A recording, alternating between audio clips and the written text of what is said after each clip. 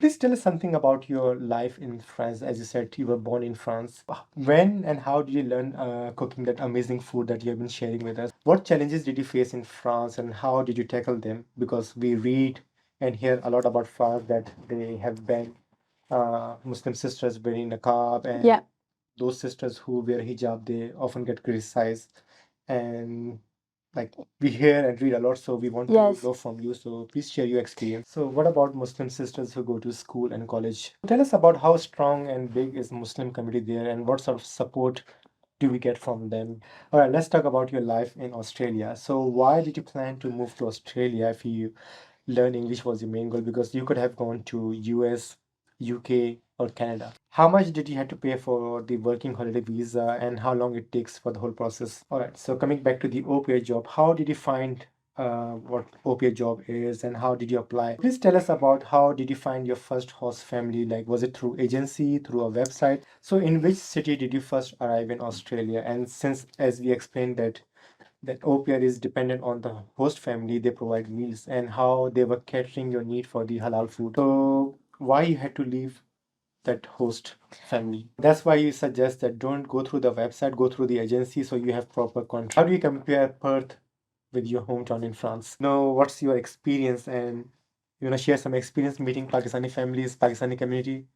So, did you meet any Pakistani family back in France? You tell us something about your first experience when you applied for the job, you went for the interview, and would you like to say something to our sisters in Pakistan who are planning to move to Australia but are a little bit stressed and scared about the life in Australia because it's a Western country, and any message to their parents? Australia इसलिए choose किया क्योंकि main option हमारे पास Australia, Canada और UK के ही होते हैं। जब आपने अपना छोटा कारोबार भी स्टार्ट करना है ना, स्मॉल बिजनेस, उस एग्ज़ाम के 3 पार्ट्स हैं।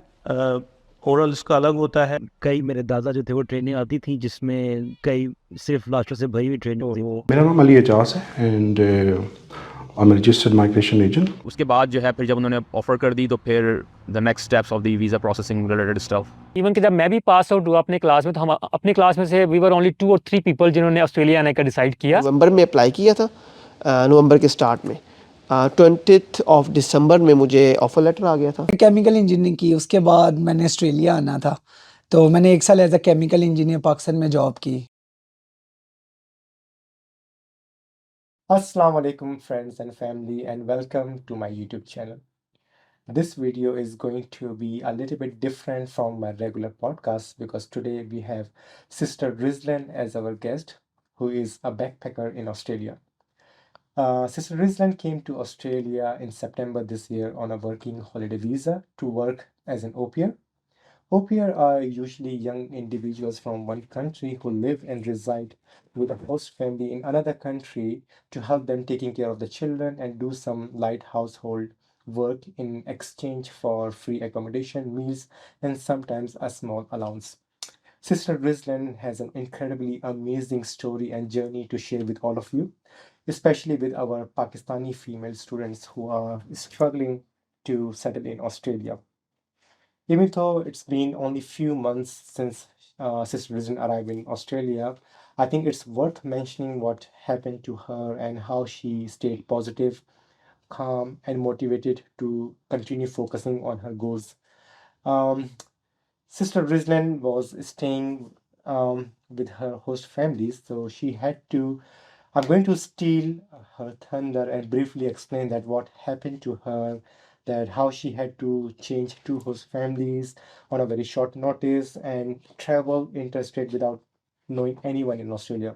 So imagine you are staying with someone in Australia with your host family and you get a 2 days notice to leave their house and find your accommodation. It can be very challenging, but how she stay strong, courageous to find accommodation, move, travel interstate, it's amazing to hear from her perspective. So me, without going much in detail, let's welcome Sister Rizzlane. Assalamu alaikum, sister. How are you? Walaikum salam, alhamdulillah, and you? Alhamdulillah, good. Alhamdulillah. Can you please give a short and brief introduction about yourself? Assalamu alaikum everyone, my name is Rizzlane and I come from France. I live here, it's 2 months ago that I came here and I was so much different experience. So I'm happy to share all of that with your community. So please tell us something about your life in France. As you said, you were born in France. Yeah, I was born in the south of the France, and I was study in a high school science, only science. Yes. And I have my graduation in science. I go to Paris for learn law and for be a lawyer. But after this year, I was overthinking what I want to do because that's don't make me happy. And I try to find something to do. And of course, I want to travel a lot because I already travel a lot, but again and again, I always want to travel a lot. It's my goal. So I came here for learn and for level up my English. So when and how did you learn cooking that amazing food that you have been sharing with us? Thank you so much. It was like that in my family. I'm the girl of the home, so I cook for all my family, and I enjoyed that. So I learned by myself, and my mother, she helped me too. So it was a good. So, Alhamdulillah, being a practicing Muslim, Alhamdulillah. what challenges did you face in France and how did you tackle them? Because we read and hear a lot about France that they have banned Muslim sisters wearing niqab, and Yeah. those sisters who wear hijab, they often get criticized. And like we hear and read a lot, so we want to Yes. know from you. So please share your experience. It's a little bit tricky, for sure, for a Muslim girl. She wear a hijab. It's hard to find a work, good work, like a good position, because they don't. It's not allowed to wear any sign of your religion in a shop or like in a place where there is a lot of people they came. So that's why it's hard for us to practice a lot because you have two choice. You work or you do nothing and you stay at home. So what about Muslim sisters who go to school and college? Can they wear hijab? College and high school, it's not allowed. You have to take off your hijab for go inside. But for the university, you are free to do everything. So you can wear a hijab, not niqab, because niqab in all the France, it's not allowed. Even if you don't go to the high school or to the university or to the work, you cannot, because it's like that. It's the law. So tell us about how strong and big is Muslim community there, and what sort of support do we get from them? Alhamdulillah, we have a lot of masjid. It's depend of the city. Big city, there is a lot of different masjid, and a small town, it's not much. But yeah, we have a lot of masjid, alhamdulillah, and the community, it's so careful, and we are together hand by hand. Is it the word? Okay. All right, let's talk about your life in Australia. So why did you plan to move to Australia if you learn English was your main goal? Because you could have gone to US, UK, or Canada. So why Sure. Australia? Why Australia? Because it's a big challenge. It's the country the most far to the France, and for all the French people, Australia it's insane because of the dangerous animals and dangerous environment. So I want to show to myself that I'm courageous. So that's why I came here. All right. So how much did you have to pay for the working holiday visa and how long it takes for the whole process? It depends. They ask me for examen medical, but they can not ask you. With the examen medical, it's $700, and without it's $500. And for the time, it's depend. Maximum it's 25 day. So it's depend. All right. So coming back to the aupair job, how did you find what aupair job is and how did you apply? So tell us, explain in detail. Me, I love kids. I love child. I love taking care of them. So in France, when I was babysitting, it was so good.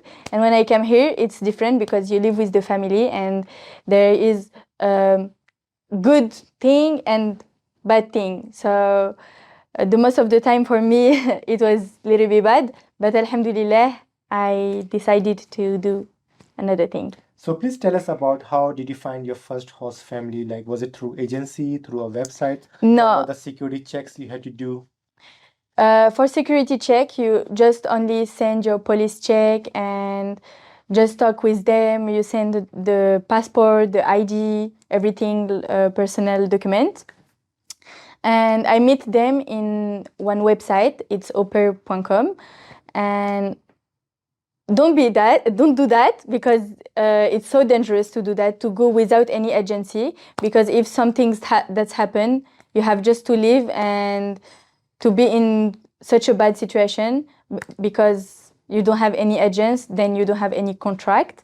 But if you go with in an agency, it's more simple because if something's happened with the family, you can just call them and they put you in another family with a new contract, and it's more simple. So in which city did you first arrive in Australia? And since, as we explained, that au pair is dependent on the host family, they provide meals, and how they were catering your need for the halal food. Yeah, the first city, it was Victor Harbour. It's 1 hour to Adelaide, and it's a rural place. So you cannot find a butcher halal, you cannot find a food halal. So it was sad and bad because I cannot eat chicken and meat and everything. So the only chicken that I can take, it's in Coles, it's Lilydale, but sometimes it's out, there is not, so you have to eat fish or seafood. So why you had to leave that host family? Yeah, suddenly they told me that the grandparent in Republic Dominican lost their home, so they have to come and I have to empty the room. So there was no contract between No you contract and between us. that was a mistake from your side, I believe. Yes, And that's mistake what of myself because I trust them 100%, and you don't have to do that if you go travel so far to your country. You have to be super careful. But Alhamdulillah, here the Muslim community is so strong. So I just post one post in Facebook, and all the Muslim community want to help me. So Alhamdulillah. So that's why you suggest that don't go through the website, go through the agency so you have proper contract. Yes, and no yes, one can yes, ask you yes. to leave without No, notice. they cannot if they don't have any good reason to do that. Then why did you move to Perth from Adelaide? I moved to Perth because I found a new family, and I was in contact with you. So they encouraged me. He encouraged me a lot with his family to come here because there is a lot of opportunity, and I want to do a second chance to au pair, to the position au pair. So I gave a second chance to this position, and I found a new family. But it was such a much hard work for no a lot of money, and you spend a lot of time with the kids because all the family is different, but this family they need to be with the kids 24 hours for 24 hours. So it was difficult for me. But they're paying you only for 5 hours, but Yes, they're expecting yes, you yes, to yes. look after the kids 24 hours. And to do everything in the home, so it's cannot possible for me. And you were not able to communicate with the parents because they were mostly at work. So Yes, you yes, yes, to yes. learn English and speak English with host family. And yeah, my first goal for come here is to learn English and level up. But with au pair, you cannot, because all the parents, they take au pair. They just need someone stay with the kids because they are not available to stay with the kids. So you cannot learn English because you learn only English with the kids. So it's hello there. So now I think Alhamdulillah you're in a better position. You Alhamdulillah. moved to Perth and you have secured your first job. So let's talk about Perth. How are you finding it?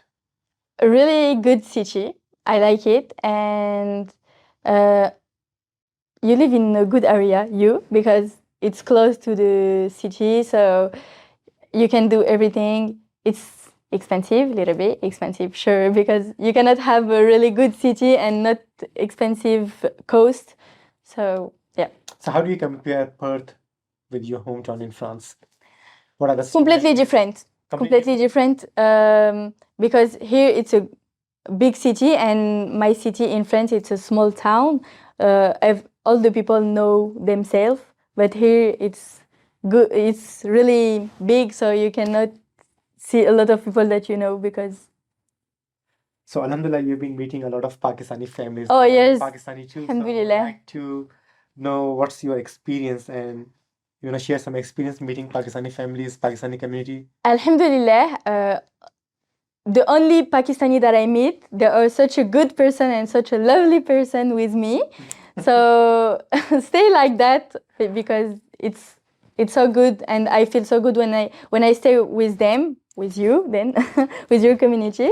When I stay with your community, I don't feel a stranger person, and I don't feel like they judge me because I'm not Pakistani. So it's like my second family now. Oh, mashallah.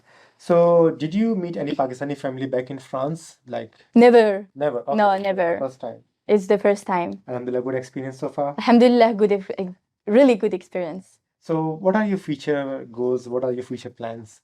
My future plans is stay here, inshallah, and learn more in English, and maybe open my own business, Inshallah, may Allah inshallah.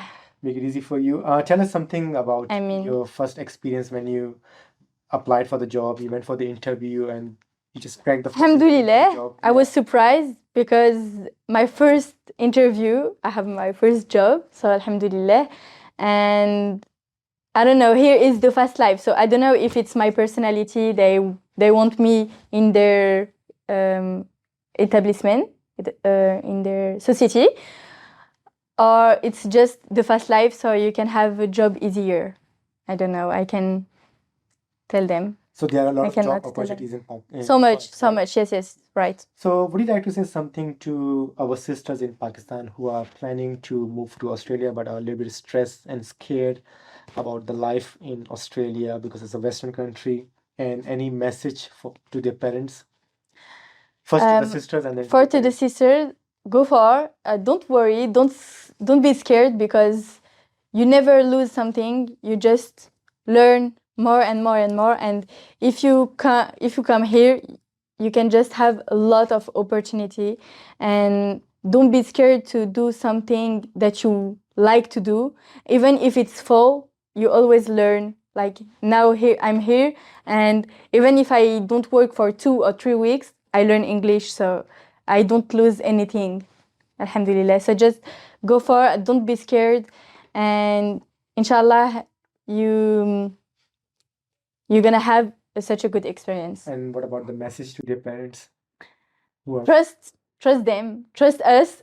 Trust us because here don't be, you cannot be scared because there is a lot of Muslim community, so you can just be alhamdulillah.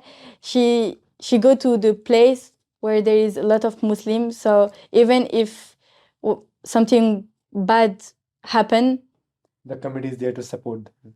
always So, as always they in said, there's gonna Facebook. be ups and downs in your life, so you have to stay strong and Thank you. try to fight and survive.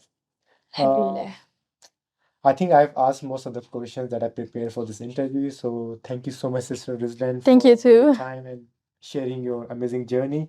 I hope Thank it you will too. motivate a lot of sisters and it's going to bring some positivity in their life who are already here and who are planning to move to Australia.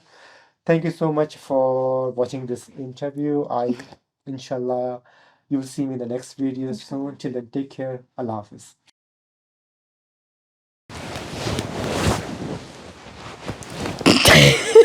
Sorry. Assalamu alaikum friends and family, welcome to my YouTube channel. This video is going to be a little bit different from my regular podcast because today we have Sister Rizzlane as our guest. What happened?